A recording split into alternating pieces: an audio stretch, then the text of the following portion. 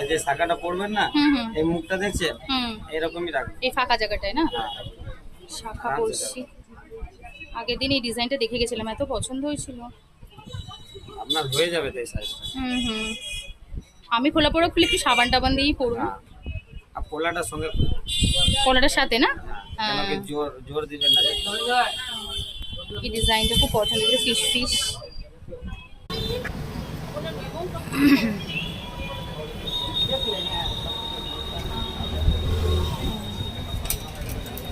এটা দাও বড়, এটা বড় দেখেই নিয়েছিলাম।